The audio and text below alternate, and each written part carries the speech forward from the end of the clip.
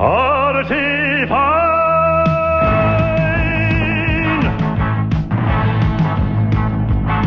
I got a big army cocks, a gin and tonic on the rocks, where angels fear to tread. I say, choose your booze, let's hit the red eye!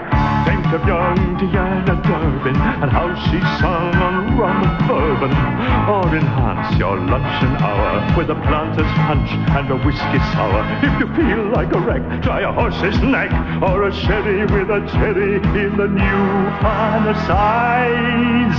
If you don't name your poison, I'll have to get the boys in. The spirit of adventure opens one's eyes. Metal Gen, are we prepared This for the longest chapter of Beating the Heat? Oh, we've been looking forward to this one. We have been waiting a long, long time for this. A very, very long time for this. You will understand why as we go through it. Also, I think he added a new, there's a new, disclaimer thing. Oh, there is. I regret nothing. And he would also like to thank his new co-editor, Friendly Uncle. Co-writer, Friendly Uncle. For continuing contributions to this fic. Go read his stuff after reading mine first. And we really recommend you read Friendly Uncle stuff. He's really good at what he does. And as long as we're on the subject, Fluffershy is still brain bleach for us. So, yeah. Anyway, this is an incredibly long chapter, so let's not delay any longer. Let the auditory fornication begin. Anyway, Chapter 10 of Beating the Heat. Let us pray that this one does not exceed an hour, Mental Gem. My ears. I'm sorry. Don't make me call the king in yellow. I have him on speed dial. Prince Blueblood was cantering as best he could through downtown Canterlot, looking exceedingly cross. His eyes were narrowed, his mane was a mess, his teeth were grinding, and the few ponies unlucky enough to get in his path were treated to both his disgusted muttering and an unhealthy glare. Pussy. Those lousy, rotten, when I get my hooves on their common flanks and their common sleek coats, oh, they shall rue it. Rue! Rue! Rue! He snarled, especially that yellow one. She will pay for daring to desecrate one of the great gifts to mankind.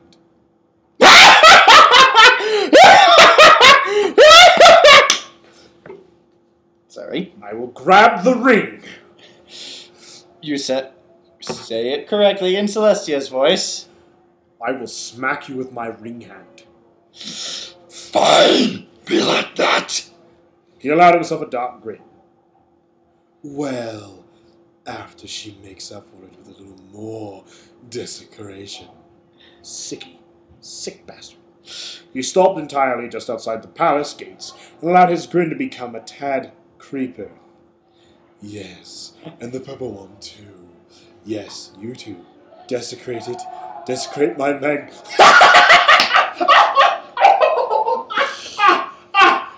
You fucking perv! God damn it, Blueblood. You fucking pervert! So are you going to laugh like him, or was that it? Oh no.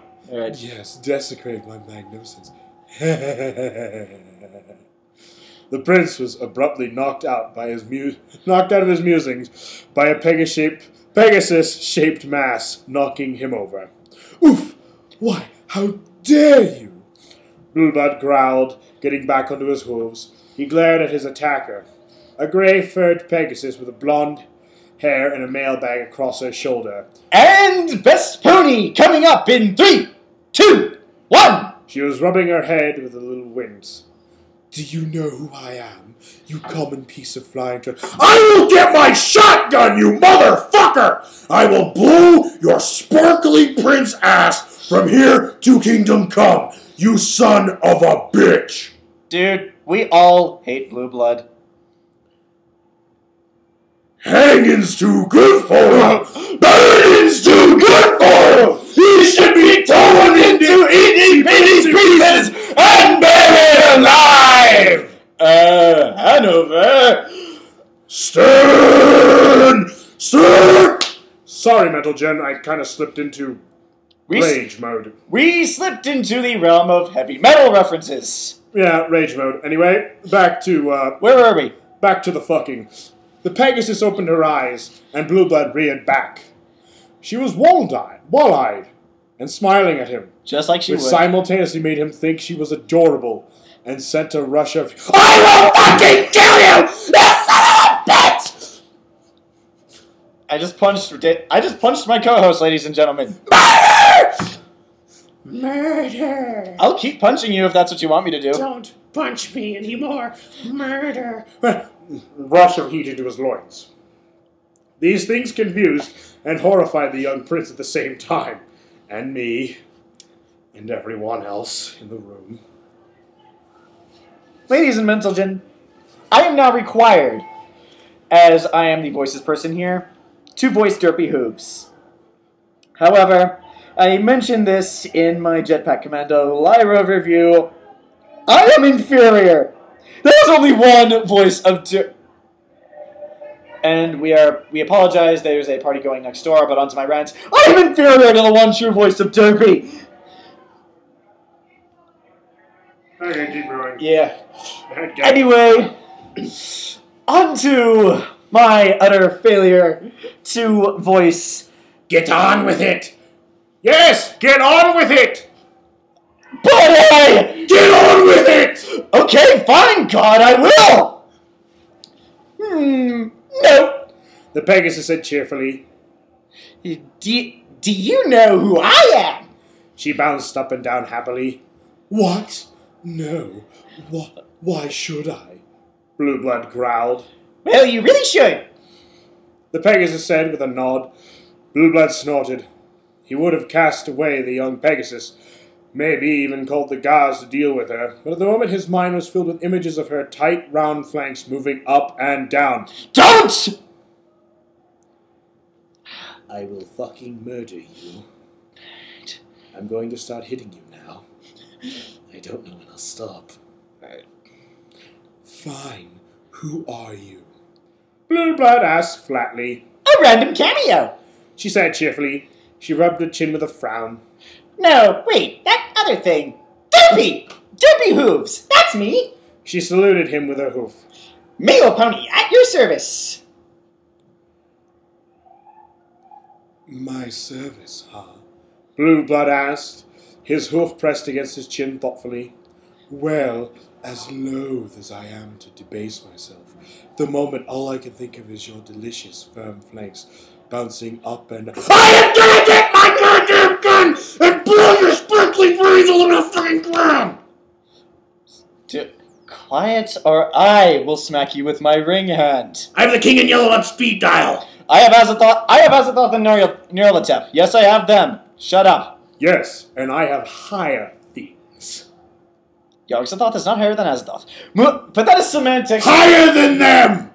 But anyway, We... continuing on! I want to see him dead, I want to see him dead, I want to see him dead. Do you want me to strangle you? Will that snap you out of this? No, because you try to strangle me, there's going to be 10 minutes of nothing but confusing ranting, get the hell off of me, followed by, oh dear God, what the hell is that? Anyway, moving right along.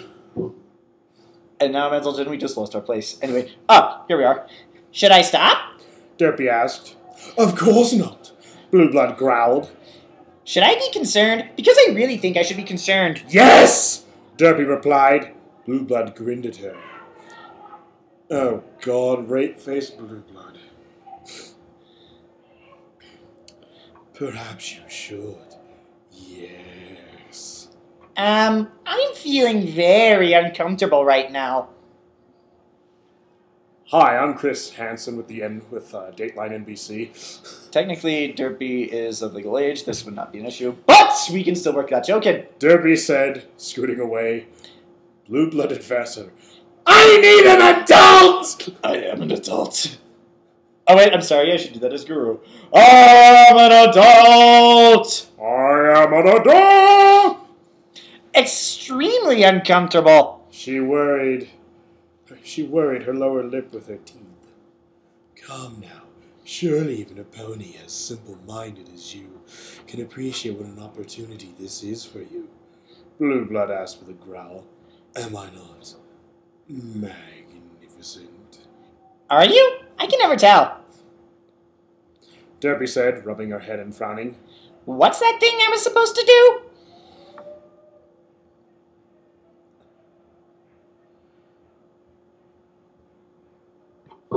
Wow! Wow! This is usually a joke, but wow! Lay back and think of Trottingham, my delicious mare morsel. Blueblood suggests with a lecherous smile. Scope lined up. He pounced, but Derpy deftly rolled out of the way, and the only mouthful Blueblood got was full of dirt. Poof! Yay! No, that wasn't it. Derpy hummed, rubbing her head with both hooves now. What was it? I'm sorry, Baltimore. I am so sorry. I'm so sorry for carrying on, Mental Gen. It's Derpy. God damn it! And Blueblood's, well, Blueblood. Yeah. Blueblood stood up and growled. Just as he was about to try to pounce again, there was a loud sonic boom. A rainbow-colored shockwave exploded above them, expanding across the heavens, and leaving a clear sunny sky in its wake. A great rumbling was soon felt, and both ponies' eyes widened. Blueblood's in fear, Derpy's in realization. Oh, that's right. I was supposed to fly. Derpy said happily. She flapped her wings and left the ground, just as hundreds of stallions crashed through the palace gates, snorting and bellowing, "Original!" Blueblood cried as he was trampled by dozens of hooves. Is that good enough for you? No, it's not good enough for him. Torn it into pieces and buried alive. Derpy watched with some concern before checking her watch. Back to work then. She said cheerfully. She flew off. A pair of ponies watched this from the shadows of the palace. They weren't trying to hide. They just needed to enter it through a shady section of the wall. One observed the raise of his elegant eyebrow. I have no idea who these are. Wait. That's unusual. He commented. The other pony was heavily burdened by crates and cases and groaned. Oh, why couldn't I have gotten a wagon for this? Because it would have attracted too much attention. And as dull-witted as you ponies are, even you can see when things are out of the ordinary. He sniffed. Now, let us get inside and get ready.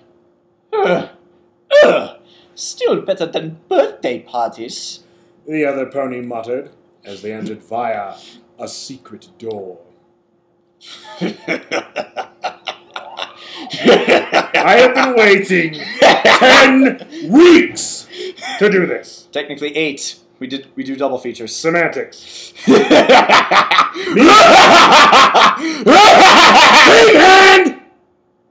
What, you go off on your insane Blueblood rants and I can't stop you, but when I go off laughing, you can stop me. That's hardly fair. Meanwhile, in the castle on the big-ass motherfucking apple-spotted, tree-covered, river-winding, motherfucking mountainous ranch, they were running for their lives from the rampaging hordes of horny stallions. Down the hallways of the palace, past beautiful paintings, past gorgeous statues, past fountains and relics of thousands of years of history, as fast as they could to save themselves. Yee-haw! The doctor cheered, a wide grin on his face. Twilight had undone her bindings and was now running next to him. A little bit behind him, riding atop Rarity, Spike shot the doctor an incredulous glare. Are you enjoying yourself?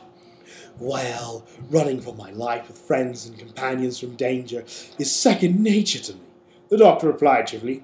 It's familiar territory, you might say. I think I know how you feel. Twilight panted next to him. Ever since I got to Ponyville. Always something new to fix. The doctor began. Some new disaster. Twilight sighed. I feel a bit like the maid. Can't they keep things neat and orderly? For just 5 minutes! Twilight finished with a smile. The doctor smiled back. Exactly! The doctor said, though I think it's a lot more fun. Ugh! You two are just disgusting! Spike grumbled. I think it's romantic. Rarity said. Though I'd appreciate that far more if we weren't being pursued by a 1,000 horny stallions! Me too! Pinky cried.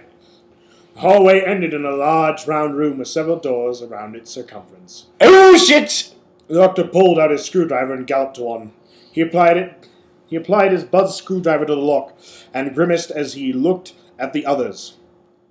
Sonic restraint, he said sadly. I think they remember that from the last time I was here. Twilight, you gotta do something! Blast the doors open! Spike cried. Okay, here it goes! Twilight shouted. Her horn glowed with the raw magical power, and she took aim. Yeah! The blast of her horn struck the door and absorbed it quite neatly. Magic-proof doors. Clever. Clever girl. Twilight's eyes widened, and she looked back at the party.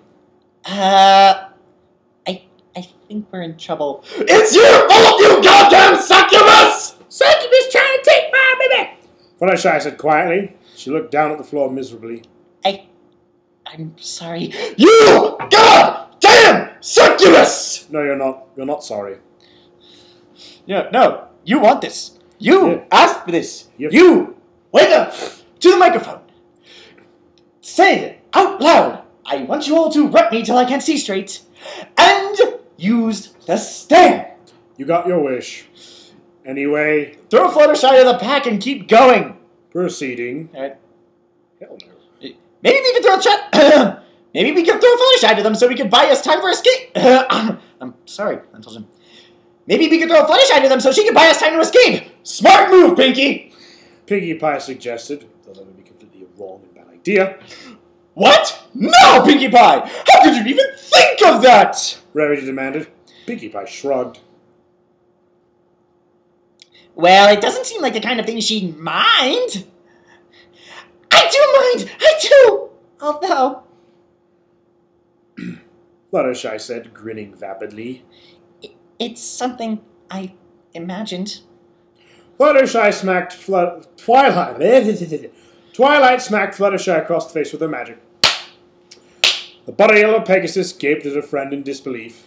Get a hold of yourself, Mare! Twilight cried. Why don't they use that quote in the show more often? Twilight cried. Fluttershy shook her head free of distraction and nodded. You're right. I've doomed us all. I'm so sorry. No, you're not. If you were sorry, you wouldn't have done it in the first place. Continuing. It's okay, Fluttershy. No, it ain't. Twilight said, with a sigh of relief, and stroked her cheek. It's all right. We'll figure something out. You do realize that as you're discussing this, there are thousands of horny stallions chasing you. Okay, sorry. There they are! Bellowed hundreds of voices. The entire party looked and saw the stallion hordes coming through the door. Fluttershy managed. I don't want to die tied to the top of a mare being humped to death. Soarin cried. I'd much rather die while humping her. Soarin! Applejack cried, blushing hotly. Big Macintosh shot the Pegasus a glare. Spike, run! Said Rarity, bending down so she could slide with her back. Save yourself! No! Spike held on tighter. I'll never leave you, Rarity! I'll go down fighting to save you if I have to! That's very sweet. Said Rarity, shaking her hindquarters to try and throw the little dragon off. But you have to go, Spike. Tell my family I died bravely. And not for what I actually died doing. Sweetie Belle's not old enough for that. I'm sorry we got you into this, Big Mac. Said Fluttershy, nuzzling his side. If only there was some way I could make it up to... But... Is this... Yes. Is that Applejack or Rarity? Yes. One sec, girl. Can't get a grip for 1 minute. I'm sorry. Yeah! Said Piggy, presenting Macintosh with a bottle of lubricant. This might help a little. She proceeded to hoof out similar bottles to every pony in attendance. You know what, Pinkie Pie, I'm not even going to ask. Thank you, said the doctor. Where did these come from? Asked Twilight. I believe in being very prepared. Okay. Said Pinkie Pie with absolute seriousness. We are not even going to ask questions, Mental Gen. Continuing. All at once, the room filled with light. Twilight shielded her eyes until it died down and lowered her hoof in shock. Princess Celestia! The white-coated sun goddess looked over her shoulder, her wings spread wide and tall. Get the elements of harmony, Twilight, and save Equestria, she said gravely. I will hold them off. Twilight gasped in horror. Princess, you can't! Of course, I can. And I must, in order to save you, nay, all of Equestria. Celestia thundered dramatically. Twilight felt tears come to her eyes as she gazed upon the wonderful mentor. No, Princess, even you can't handle that many stallions at once. The determined expression on Celestia's face changed slowly. Her mouth curved into a smile. Her eyes narrowed slightly and her tongue ran across her teeth. It took every party a moment to recognize the expression she had on her face. Never been on Celestia's face before. A seductive leer. Watch me. No, seriously, watch me. I really get off on that. What? What? Twilight and Spike expressed flatly. Celestia blushed demurely and shrugged.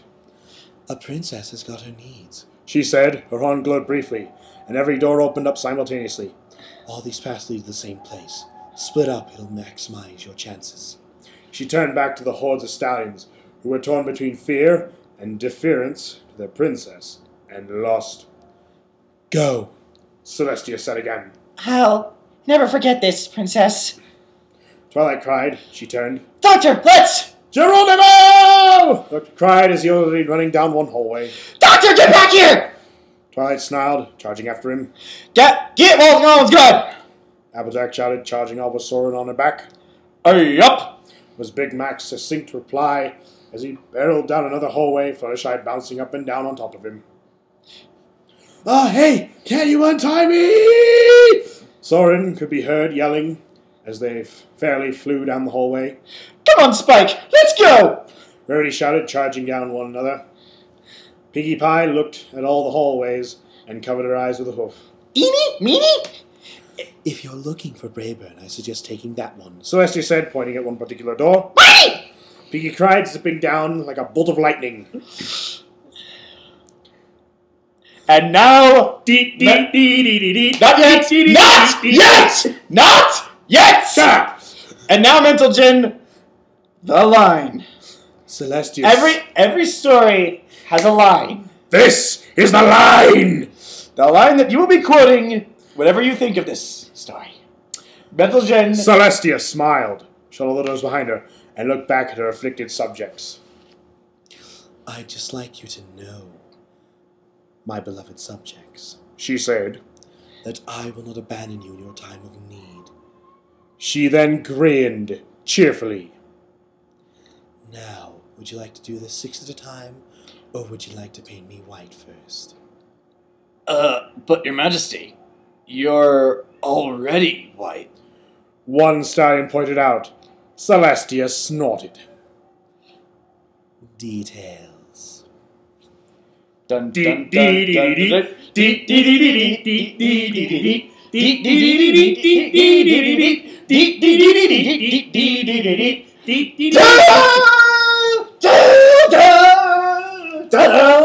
The line! And then Ladies and gentlemen, they fornicated. Fornicated. All the fornication. all of it! Anyway, moving right along. We do quite literally mean all of the fornication. It's Yes. Princess Celestia, after all, with thousands of horny stallions. Anyway. Moving right along, in the... Meanwhile, in the sky, above the big-ass motherfucking mountain-covered, tree-spotted ranch, like a streak of light cut from the very heart of a rainbow, a comet dove for the roof of Canterlot's keep. I'm pretty sure that's a Dio song. Oh well, let's keep going. Anyway. Yeah, it is. Rainbow in the dark. Like a rainbow in the dark! The comet broke There's apart. no time for quoting Dio! The comet broke apart in 5 distinct streaks of light, which, as they shed momentum, soon became 5 distinct ponies. Rainbow Dash hit first, bouncing bonelessly across the rooftop. She rolled like a rag doll, her legs and wings flopping around until she came to a stop. Her tightly shut lids slowly opened, revealing dull eyes that were pointed in opposite directions. She smiled, almost drunkenly. Wow. She giggled. Wow. Wow. Golly gee, wow. Rainbow Dash giggled again. 4 impacts rocked the roof. She lifted her head up to get a good look and tried to shift her weight around. Unfortunately, her legs didn't seem to be cooperating, so instead, she rolled herself with her wings. Guys? She called as she saw the forms of the 4 guards nearby, all sprawled across the roof in various poses. She grew concerned. Guys, you okay? Captain Galland groaned. Dash gritted her teeth and flapped her wings hard. She managed a low hover and got herself over to the downed captain. She flopped next to him, her chin resting on his neck. Captain, you alright? Rainbow Dash asked. Oh, Miss Dash. He managed. Still alive. Still alive? Yep. Dash reported. You? Give me a second. Galland closed his eyes. Yep. Still alive. Wow. That last maneuver. Her eyes went glassy. So great.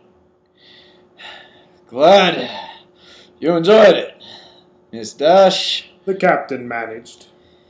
You enjoy it? She asked. Yep.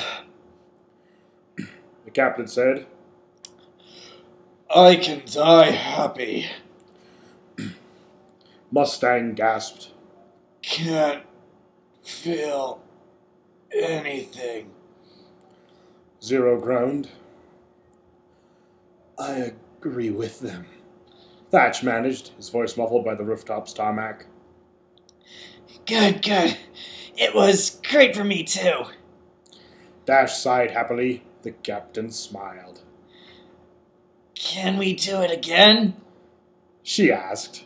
The captain's eyes bugged out, as did those of his subordinates. Galland then snickered. The snicker grew into a laugh. The laugh became an all-up guffaw.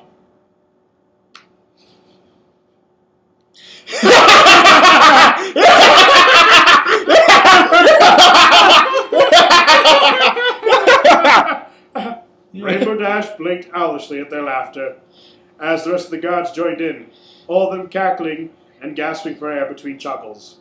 Galland found the strength to wipe his eyes free of tears, and looked up at the scowling mare. Good one! I wasn't kidding. Dash said quite seriously.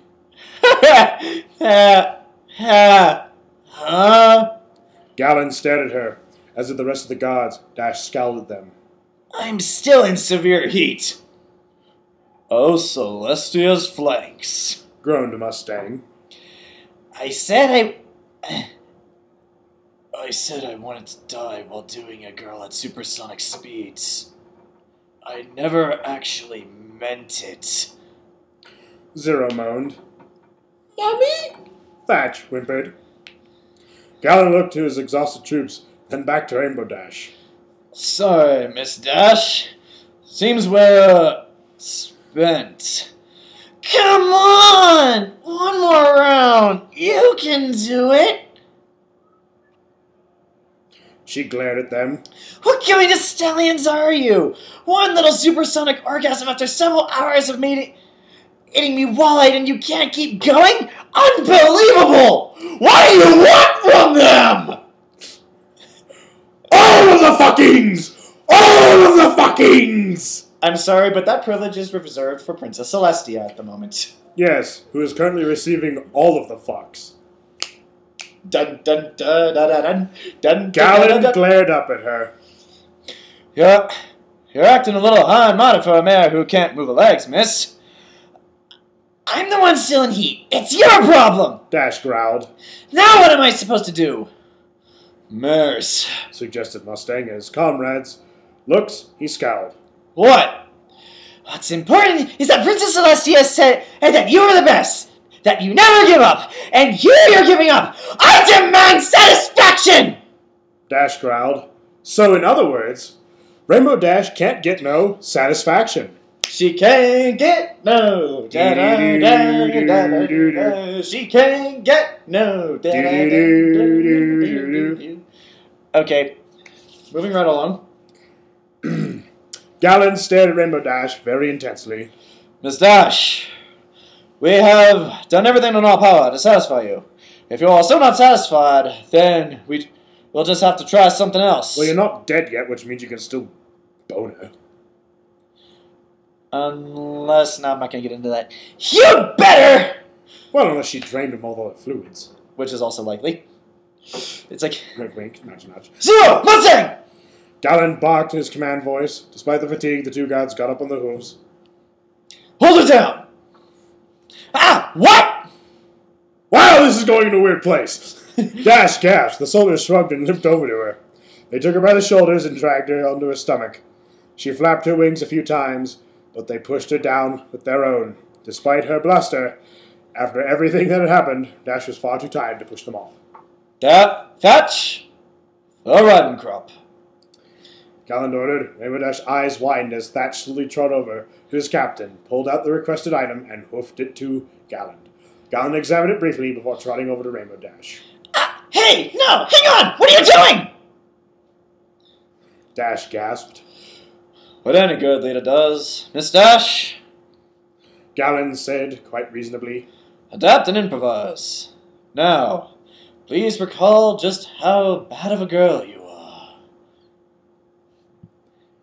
He grinned around the riding crop before he brought it down on her flank with a harsh swat. Whoosh! Whoosh! Whoosh! Whoosh!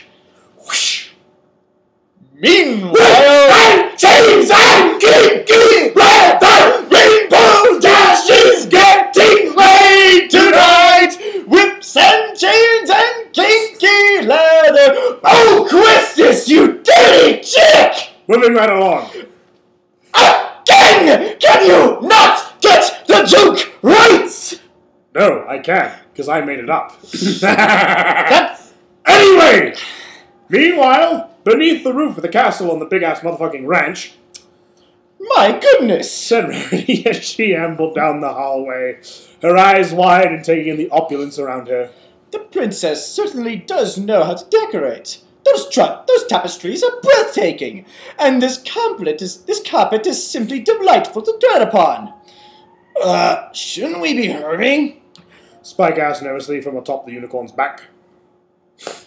I mean, Princess Celestia is single-hoofedly holding off about 1,000 lust-crazed stallions so we can find the elements of harmony and save every pony, right? He's got a point.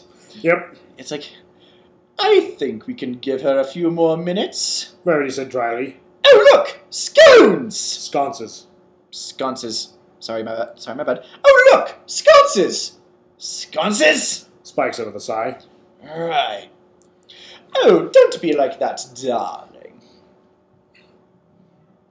Rarity giggled.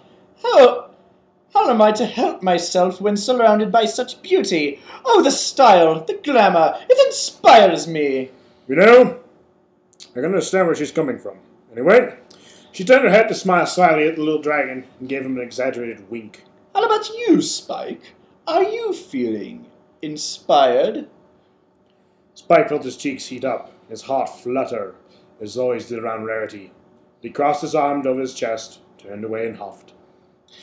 No, I feel sick. He grumbled. He hopped off her back and scowled intently at the wall. Rarity's face fell and she stopped walking, reaching out a hoof plaintively towards him. What? Why? Whatever is the matter, dear? She frowned. Are you upset with me? Spiky Wikey? Don't Spiky Wikey me! Okay, for the record, Mental Gen, I cannot stand that phrase. I don't really mind it. Anyway, moving right along. I do. Spike harumphed. And I'm not upset. I'm just glaring at the wall. It offends me. Stupid wall. You made me look bad. He kicked it. And this tapestry. You made me look bad. He yanked it down and tore it in half, casting the pieces into the air. And this. He stared at an abstract sculpture sitting on a pedestal. He tilted his head curiously, then shook it and scowled. Whatever this is, it offends me too! He spat a fireball at it, and the sculpture was blasted off, smashing into a million pieces on the floor. And these stupid pieces!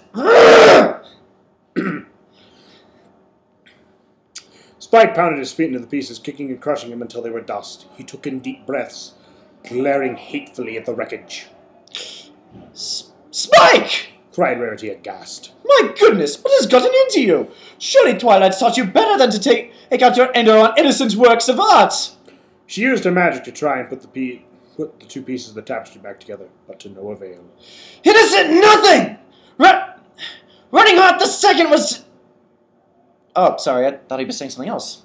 Running Hot the Second was a terrible artist! She was a snob who thought just because he could knit ponies upside down on her tapestries it was somehow innovative. Spike growled. It's not! Wow. Alright. Rarity let the pieces of the tapestry flutter to the floor and turned to the little dragon, smiling sadly.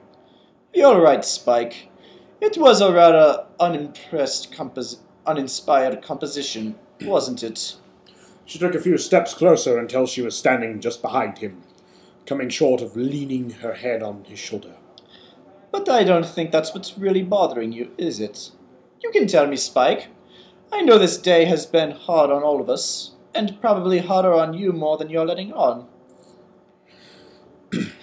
It's fine! Spike grumbled. Just fine! At least I'm helping to save the world this time, right? I mean, when Twilight goes off, she only wants me if I can be a spare Rainbow Dash. The doctor just taps me and off we go, running around trying to keep you safe with Big Mac's help. Spike tapped his claws on his shoulders fiercely, the sound filling the quiet hallway. Rarity looked at the floor, scuffling her hoof sheepishly on the carpet. You have been a big help, Spike. She said, The rest of us have been very distracted today, but you've been doing the best you can to keep us in line. She inched closer, her mouth barely an inch from his ear. I'm very grateful. Spike jumped back, bumping into her. Spike jumped back, bumping into her. He spun around and glared at her. Quit that! Oh dear. Rarity reared back and took a few steps away from him, looking the other way. Oh, I'm so sorry. I just have such a hard time controlling myself. Here you are, doing the best you can to help us, and here I am, just throwing myself at you. Tears sprang up to her eyes as she put a hoof to her forehead. It's still her. Oh, and forcing myself on poor Macintosh. I'm such a horribly lewd pony. You must think so badly of me. Yes. Well, we do, but we can't say the same for Spike. Moving right along. Oh, Rarity, please don't cry, said Spike, holding her hoof earnestly. All the while, he thought to himself to keep his focus. All right, I can do this. Just don't look her in the eyes. Just don't look her in the eyes. Don't... crap. Please don't. Sorry, that's still Spike. Please don't. You're too beautiful to... Please don't. You're too beautiful to ever have to cry. Spike said. No! Stop! Up it! Stop that right now! He felt his will melting away like an ice cube in his fiery breath as he stared into her gorgeous blue eyes. Oh, Spike. Rarity breathed, stroking her hoof through the fringed scales on his head. You're such a gentleman, being so nice to me after I've dragged the dear friend kicking and screaming into my boudoir and to have my way with him against his will. Mostly against his will. Well, okay, he was pretty willing towards the end there, but it was still extremely impolite. And suddenly, Spike could remove his gaze from her eyes and his claws from her hoof, and returning to glaring at the wall. Oh no, it's fine. He ground out like pebbles of granite being scraped together between bricks. He did what he had to do. Not like I could have done anything. He kicked the wall again and again. I'm only crying a little because of that dust from that stupid statue got in my eyes. I'm very sensitive. I read too much. Twilight's a horrible speller, and I have to proofread. The wall cracked all the way up from the ceiling from one of his kicks, and he stared at it dumbly. He coughed and looked down. Sorry. Spike. Rarity paused, and then took a deep breath. You do realize, well, you're rather young to be talking about helping me. She coughed. And as in, so young that I could go to prison for letting you help me. Prison, Spike! They make you wear orange in prison! I can't do that! It clashes! Hi, I'm Chris Hansen with Dateline NBC. And now we can make that joke. I know! Spike growled, giving the carpet a good kick this time. He sighed and unclenched his clawed hands. He took a deep breath, closed his eyes as he made his quiet admission. I just don't like it, and there's nothing I can do about it. You can be patient. Rarity said very quietly. You won't be young forever. Unless... Hi, I'm Chris Hansen with Dateline NBC. Not that. Unless he's a Highlander. Dragons do generally live for thousands of years, but I doubt Spike will live that long. Anyway, moving right along. Really? Spike asked as he looked over his shoulder with a squeak in his voice. He coughed and cleared his throat before looking back at the wall. He then slowly looked back over his shoulder, raising an eyebrow. Really? What about Big Macintosh? He asked in a much deeper voice. So deep he coughed again and quickly looked back at the wall to conceal his embarrassment. What? Him? Rarity made a dismissive gesture. Mac and I are just friends, Spike. And when I lost control of myself, he was just, available. Friends, with benefits. Rarity's pupil dilated slightly as she raised the hooves in front of her, spreading them apart to indicate an object of considerable size. And he has a simply enormous... In other words, he's hung like a horse! He is a horse. I am a horse. Spike turned around and waved his claws while he gaped in horror. No! I'm fine! I don't need to hear anymore! Do not want. Rarity blinked and then dropped back onto her hooves, blushing hotly. Heart. He has a big heart. Is absolutely what I was going to say. No, you weren't. Just like yours.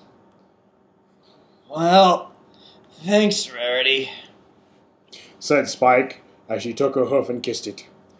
He smiled up at her. You're the kind of girl someone is willing to not be jealous. You're the kind of girl someone is willing to not be jealous over. Oh, he's very jealous. Meh. You're the kind of girl someone is willing to not be jealous over. He groaned and covered his face. I'm sorry. Yeah, that's still Spike. I'm sorry. That was stupid. No, it's very sweet, said Rarity, looking an arm around Spike's shoulder and hugging him gently. You're being very mature about this, Spike. Aside from the tapestry, but it was pretty tacky anyway. Yeah, I think I still have some issues from when Twilight was trying to make me cultured. Spike admitted. She'd take me to the art museum and insist I take the audio tour. His pupils dilated, and he developed a 1,000-foot-long stare. Every single time. Oh dear! Muttered Rarity, patting him comfortably on the back. Let's get you away from all this culture then, before you have another flashback. The neo-romanticists, the impressionists, their eternal duel. It's like I was there.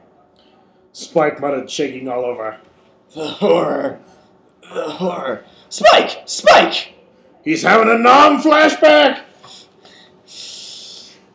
Like I was in Vietnam! Rarity shook him gently. Stay with me, Spike! It's going to be alright! Do you hear me? You're going to be alright! Renoir! You're an errand boy! Sent by porcelain clerks to A collectible and watercolor! Holy shit, I was right! And he wasn't Viet goddamn now! Well, technically, he's in the arts era, but whatever. Still. Whatever. You're an errand boy. Spike continued, his eyes haunted. No! No! No! He fell over, face in tacky carpet beneath them. Spike! Rarity fell onto the floor beside him, cradling the little dragon in her arms. Oh! What have they done to you? She raised her hoof to the sky and scowled. You maniacs! Damn you! Damn you all to baby hell! And I don't even have my couch. Anyway, in the other hallway, inside the giant castle and the big-ass fucking ranch, yada yada yada. Same spiel. Anyway, the doctor had been running for a while, but even he had to take breaks. So he found a nice secluded bathroom and splashed some water in his face. Phew. The doctor wiped his forehead and smiled at himself in the mirror. I might need the sideburns taken in a little. Or maybe I should try it longer. He put his glasses on and hummed as he closely examined himself. Nah, that might look like a girl. He brushed himself off and looked to the side. Ah! He jumped and pulled his sonic screwdriver out on a statue of Pegasus with his eyes covered. He narrowed his eyes critically and poked the statue a few times with his tool. I'm keeping my eyes on you, he said flatly, pointing to said eyes and back to the statue with his hoof. You're not going to sneak up on me. He turned around. His vision was filled with purple. Ah! You ran off without me! Twilight growled at him as she stood on his stomach. The doctor looked up at the statue and sighed, before looking back at Twilight. He seemed to be trying to decide which he'd rather face. Well, you see, that was for a variety of reasons. Not the least of which was that the same reason you were running, the hordes of the horny stallions and the possible total destruction of Equestria by a magically induced heat. It's still annoying! Twilight growled. I mean, what? We came all this way together, and you're just flat out rejecting me and... Twilight, the doctor said, gently taking hold of his shoulders and pushing her off him. He stood up and gave her a smile. That's the heat talking. Remember, we're here to deal with the heat with the elements. Don't condescend me! Twilight snarled. I mean, what? I've been throwing myself at you constantly, and you haven't... Because it would be the wrong thing to do, the doctor insisted. So what? Leaving me behind is the right thing? Twilight growled. No. I don't leave people behind, the doctor said. He sighed and looked down at the tiles of the bathroom. They leave me. Twilight started and blinked, anger and hormones temporarily forgotten. They leave you? Well, see, it's kind of complicated. The doctor said, You see, I've been doing this a long time, running around. I used to have ponies who would run with me. He took a deep breath. But it's been a long time since they did. They all go off to do other things. They find themselves, and usually that doesn't include. He looked down at the floor. Me. There almost seemed to be a stirring of music in the background, like a choir was singing a lament of a grateful world to a lonely god. Oh, Doctor. Twilight said with sympathy. She hugged him tightly. I'm so sorry. She blinked and looked around. Wait, where is that music coming from? The doctor blinked himself and checked his sonic screwdriver. Oh, it makes a sound when it detects. He stared at the readings. Oh boy. And now, epicness. The floor dropped out from under them, and the two vanished. Twilight had a brief sensation of being squeezed into nothingness, before popping out again into a normal form in midair. Gravity, however, is a harsh mistress, and reclaimed them both. Ah! The two landed on their backs on two slabs, Restraints leaped up and wrapped around their hooves. The slabs tilted upwards, slowly revealing that the two were in some kind of underground lair. The sonic screwdriver flipped neatly into a holster on a nearby table. In front of this table, a blue-coated pony with blonde hair and an hourglass cutie mark was eyeing himself in the mirror. Welcome, Doctor, to my lair. No, that's entirely the wrong inflection, the pony muttered. Well, I wanted a doctor, and here he is. No. You'll just sound stupid. Doctor! You never expected to see me again, did you? Well, did you? You know, I really didn't. The doctor said with a smile. Hello, Master. Yes, hello, Doctor. The Master said distractedly. He dropped the mirror and turned around, his jaw wide open. What? Doctor! You here now? Well, now is really quite relative, the doctor said. You know, timey-wimey. Don't bring that up! The doctor growled, pointing his hoof at the doctor's face. The Master growled, pointing his hoof at the doctor's face. I've always hated that insipid metaphor! Doctor? Who is this? Twilight Sparkle asked. Oh, where are my manners? Twilight Sparkle, this is the Master. Master, this is Twilight Sparkle. The doctor said. He looked at the restraints. Though I'm guessing you were expecting us. How can you... A mechanical arm popped up and placed a ring around her horn. She gritted her teeth and tried to make it glow, but nothing happened. Oh, I see your point. I can't do magic. Of course you can't! The Master cackled. And now you've fallen into my trap. I've got to say, Master, you've really outdone yourself on this one. The doctor said cheerfully. How did you know we'd be right in that bathroom? Through method your feeble mind could not possibly comprehend, of course. The Master boasted.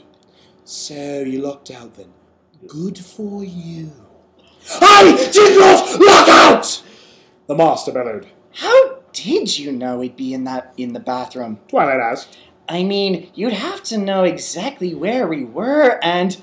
Totally luck, the doctor said. The Master does not believe in luck! The Master bellowed. Twilight sighed. Okay. Hang on. You're the doctor, he's the Master, and you're... what? Purple Unicorn asked flatly. Oh, we're all school bodies, the doctor said cheerfully. We used to get up to such fun on Gallopfrey. Gallopfrey? Where is that? Twilight asked. I've never heard of it. It's because it's long gone, the realm of the Time Lords, the Master cried. And now gone forever, extinguished, spoken of only in song and legend and... Yeah, it was kind of rubbish, all things considered. The doctor said. I mean, I miss home a lot, but I like it around here a lot more. What? It was not rubbish! The Master growled. I would have ruled over it. My plans were perfect. He really does go on and on about his plans. The doctor confided. He smiled cheerfully at the Master as Twilight looked back and forth between them curiously. So, what's the plan this time? Oh, I bet you'd love to know that, wouldn't you, my dear Doctor? The Master demanded with an evil grin. I bet you'd love to know all about it. He got right up in the Doctor's face. Twilight winced as she saw spittle fly from the Master's lips. I bet you'd love me to tell you all my plans, wouldn't you? The Master hissed. The Doctor winced. Mate, no offence, but you're violating my personal space a little. I'll violate anything I want! Master yelled. Oh, great. Now I know why you've been able to resist me all this time. Twilight huffed. You're gay! What? The Master and the Doctor cried. A door opened and a familiar light blue unicorn came in, carrying a laundry basket. She huffed as she sat down on the table. Hey, Master, your laundry is... She trailed off. She took in the scene. Whoa! She then grinned. The great and powerful Trixie lie. The Master jumped off the Doctor and adjusted his tie. He shot Trixie an annoyed look. Nothing happened! It wasn't what it looked like! Sure didn't look like that to me. Come on now, Twilight. You know I'm not gay. The Doctor said, raising an eyebrow significantly. Twilight blushed. you could just, race on both sides of the track. I'm fine with that. She said. The doctor sighed and looked over at the master, now a bit annoyed. He did this in school too. Always so huggy. Really, this is why our double dates never worked out. I don't hug! The master bellowed. I am not huggy, and I am not gay! He directed his growl at Trixie, who huffed. He glared at the doctor. And our double dates didn't work out because you screwed them up! If that's how you choose to remember them, again. The doctor said, looking up at the ceiling innocently. Anyway, The master said with a cruel smile. my plan is this. The master pointed to a strange device and grinned. I'm going to use this device to drain your companion of her magic and into my servant, Employee? Trixie said, annoyed. employee, to increase her magical power. The master explained. Then I shall keep you as my prisoner. With her at my side and you out of the way, I can conquer the universe! Well, I will say this for it. It's already going a lot better than most of your other plans. The doctor said. The master gone. Silence! Trixie trotted up the twilight and smirked up at the purple unicorn. And I thought this data was going to be boring. She said. Hello again, Twilight Sparkle. Trixie, why are you working with him? I didn't think you were outright evil. Twilight gasped. Trixie shrugged. Beats birthday parties. There you can see the great and powerful Trixie perform from 2 to 4 at Canterlot's 4 hospitals on weekdays, and then naughty nightclub on Saturdays during happy hour. Trixie mumbled that last part. Naughty nag. Anyway, Trixie cried, a little too lightly. I was working with him for the chance to get a little revenge of my own. She smirked. And when I get your powers, I'll be the most powerful magic user in Equestria. But magic doesn't work that way. Twilight insisted. You can form a conduit of magic from one user to another, sure, but you can't just steal my powers. Magic is the power of life from the soul itself. You can't just steal my soul. Bah! I'll still get your power! So now he gets his revenge, I get my revenge, and you two suffer horribly at our hooves. She smirked, pointing over Twilight's face. Like you wouldn't take that kind of opportunity. No, actually, I really wouldn't. Twilight replied drolly. And besides, we're kind of in a hurry. To do what, Doctor? The master demanded as he fiddled with some equipment. He smirked at him. Save the world? Actually, yes. The doctor said, with a shrug. It's kind of what I do. He looked over at Twilight and smiled. It's like, I'm just kind of confused. Twilight admitted. You're not a pony? Oh, I'm a pony. Hooves and everything. The doctor said cheerfully. I'm just a time pony, or lord. Time pony lord, lord time pony, that sort of thing. Uh-huh. And you run around saving the world, and this guy is your ex-boyfriend / arch nemesis. Twilight summarized. I'm not anything! The master snarled. Right. Twilight sighed and her head bowed. I thought this day couldn't get any weirder. Oh, come on, it's loads of fun. This is actually kind of tame compared to my normal days. The doctor said. There aren't any murderous cyborgs after us now. Twilight scowled at him. Murderous cyborgs. Hey, wait a minute! Are you just telling me this to get me to try and stop pursuing you? The doctor blinked. What? No, I just think that you being in heat is reflecting. Well, it won't work! Twilight cried. Oh, heat. I wondered what that stench was. Trixie huffed. No wonder the stallions stampeded. They were trying to get away from you. It's not! I mean, it's a result of... Twilight trailed off. She slowly looked at the doctor. The doctor looked back. They nodded and turned back to their captors.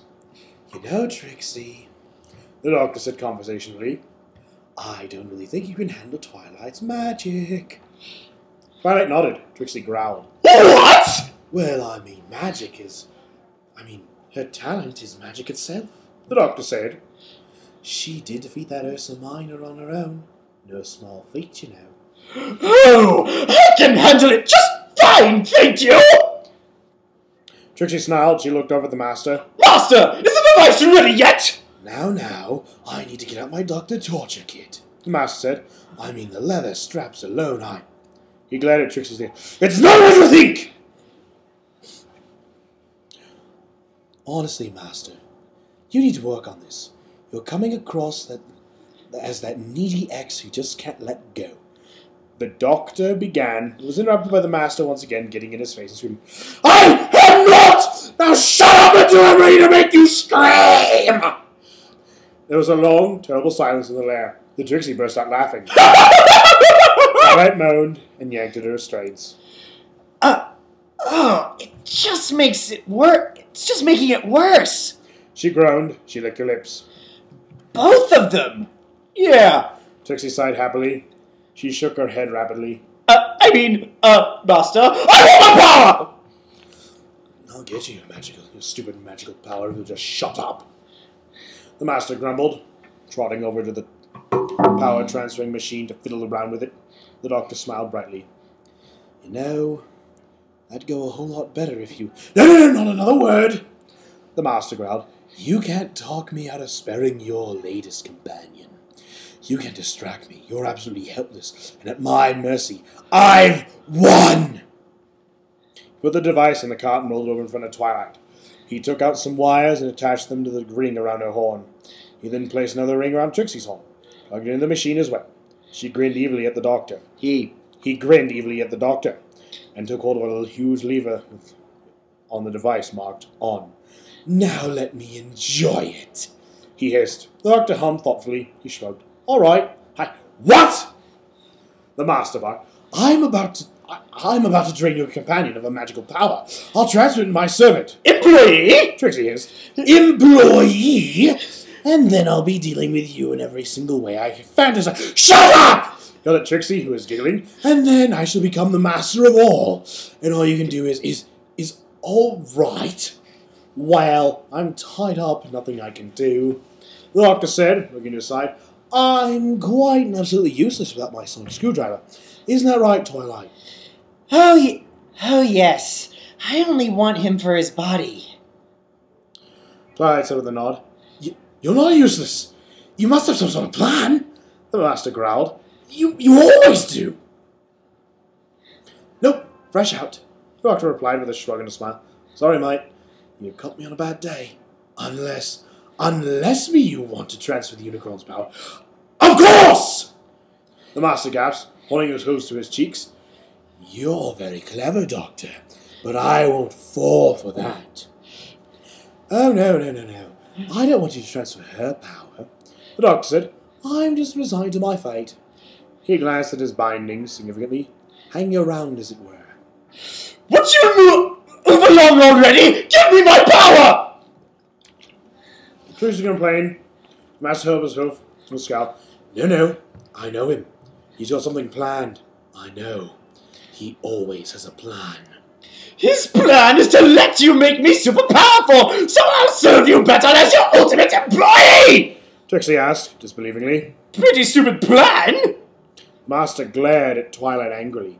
His plan, you know it, don't you? Don't you? Really? I don't know what you're talking about. You don't seem very worried that I'm about to steal away your powers and give them to your greatest rival. The Master said suspiciously. Twilight stuck a glance at Trixie, and then huffed. She stuck her nose in the air as much as Trixie did when she first rolled into Ponyville. Like she'll be able to do anything with them. Twilight said, with just a hint of wine, again borrowed from the blue unicorn herself. Trixie gaped at her as though slapped, snarled angrily. She grabbed the lever. I'll show you, you little... Wait! Don't! The Master cried, but the lever was thrown. Twilight's horn glowed brightly. The machine whirred and beeped. And Trixie cackled as energy flowed through her horn, and her eyes glowed. I can feel it! I can feel the awesome power! She trailed off and stared at the master. The master glared death back at her. You imbecile! You talentless little street performer! I am the master! You must be an... Why are you looking at me like that? The master asked. Yes! Yes! Trixie moaned, tail rising as she shook her hips like a cat. She grinned at the master. Insult me more! Treat me like you're a pack mule! I do that anyway. Why would I... Trixie pounced, knocking over the machine and yanking off Twilight's horn. The master's arm flailed about as he tried to keep Trixie from shoving her tongue all the way down his throat. They rolled around, the table holding the Dr. Sark screwdriver fell over. Twilight smiled and used her magic to grab the screwdriver. She levitated the doctor, who took it between his teeth. He activated it and pointed at the bindings, which released them, allowing them to slip to the floor. She trotted the door with a quick application of the sonic. It opened. They exited into the hallway. The master got his mouth free just long enough to scream and shake his head. Damn you, Doctor! I'll get you next time! Damn you, disgusting four-legged harlot! Get off me! Tell me I'm a bad girl! I'm a bad girl, master! No! The door shut behind them. I looked over at the doctor, her eyebrow raised. So, this is average for you? No, get a lot more dangerous. The doctor said. He smiled at her. But you know all about that, right? Yeah. Twilight said. She sighed. Doctor, I need to tell you something. She stopped at his raised hoof. He shook his head. It can wait. The doctor said. Still gotta save the world. He got a few steps, looked over his shoulder with a smile. You coming? Oh, yes, I will be. Twilight chuckled softly as she galloped after the time pony. The end of chapter 10, ladies and gentlemen. Author's note. This fic has its own TV tropes page. It's looking rather sparse, so if you feel so inclined, go and fix it up with this link. As found in the fic, I'm not going to post it. http://tvtropes.org pmwiki/pmwiki.php fanfic beating the heat. Yada yada. The finale to this thing is going to take a lot more longer than I thought. But you should be happy. It means more chapters. Yay. Anyway, Mental Gen. Hour 6! Hour 6! Yeah, this one took longer than... Anyway, that was chapter 10. And if you think this is the last we've seen of the Master and Trixie... Oh, I'll be back, Mental Gen. I'll be back in full thrusting force. Yes! Thrust into Trixie with your... Not now, harlot! Yes! Talk dirty to Trixie some more! Oh, I could go on all day with dirty Trixie lines. Oh, I know he can. You should have seen our rehearsing recordings when we started this. Yeah. Anyway, that concludes chapter 10. That was excruciatingly... And I would like to apologize if there was some background noise. If at any point during the recording the people next to me are having a party, I'm guessing someone must have just turned 21. So... And unfortunately, where we happen to reside, the people's philosophy is when it's time to party hard. That's my philosophy. It's everyone's philosophy in this town. Anyway... Any which way but loose. Well, we hope you have enjoyed this reading of Beating the Heat, Chapter 10. We will return. We will return, as we always do. And we're getting closer to crunch time and to the end of this Mental Gen. Which means... we will not disappoint. We hope not to. Anyway, Mental Gen. Good night. Good night, and good luck. And we really mean it this time. Good transdimensional end of the universe. Keep calm, carry on, and wait for the fornications to really begin. Yes, the fornications. Oh, shut up, Celestia. Wait, Celestia, how can you even talk? Aren't you busy taking thousands of stallions at once? Quiet, or I will smack you with my ring hand. You don't even wear a ring.